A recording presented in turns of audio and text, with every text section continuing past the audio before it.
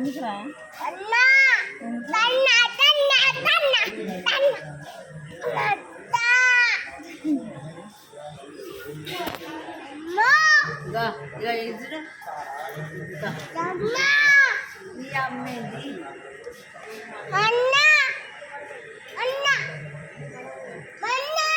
అన్నలు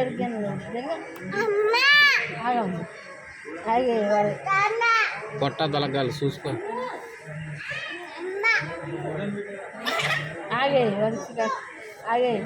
ఆగే నీ అమ్మ అట్లా ఏంది గడ్డ ముడుతుంటే